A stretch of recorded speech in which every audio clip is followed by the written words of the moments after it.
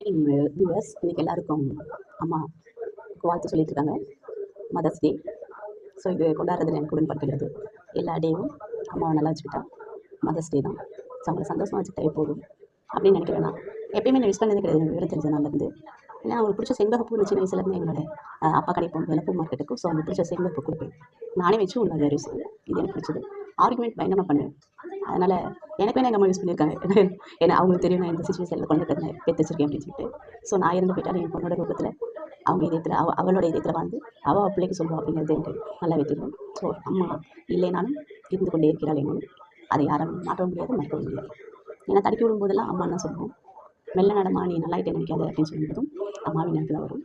So அம்மா இந்த பக்கம் பெற்றுக்கொண்டவள் அந்த இடம் இருக்குது. இந்த இடத்துல இறைவி நம்மளை உலகத்தை ஆள வைப்பது. ஸோ எப்படி மறக்க முடியும் சொல்லுங்கள். இன்றைக்கி ஒரு நாள் மட்டும் போதுமா அப்படின்னு நினைக்கிறேன் நான். அதனால் பெஸ்ட் ஆர்குமெண்ட் பயங்கரமாக பண்ண மாட்டேன். அம்மாவுக்கு எனக்கு ரொம்ப பிடிச்ச விஷயம் என்னென்னா என்னை பாட சொல்லுவாங்க அப்படின்னு.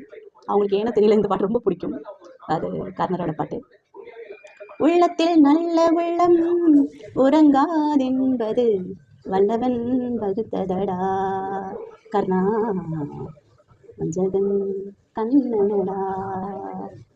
உள்ளத்தில் நல்ல உள்ளம் உறங்காதென்பது வல்லவன் வகுத்ததடா கர்ணா வஞ்சகன் கண்ணனடா. தாய்க்கு நீ மகன் இல்லை, தம்பிக்கு அண்ணன் இல்லை, ஊர்களை ஏற்றாயடா கர்ணா உங்களை கொண்டேனடா. செஞ்சோற்று கடன் தீர சேராத இடம் சேர்ந்து ஊர்பழி ஏற்றாயடா கர்ணா உங்களை கொண்டேனடா. என் அம்மாவுக்காக தான் இந்த பாட்டு. இது தப்பு இப்போ என்னன்னு தெரியல. ஸோ லைக் பண்ணுங்கள், ஷேர் பண்ணுங்கள், மறக்காமல் சப்ஸ்கிரைப் பண்ணிடுங்க. ஏன்னா தாயின் பேர் என்றைக்குமே எப்பொழுதுமே வாழ்ந்து கொண்டிருப்பவள்.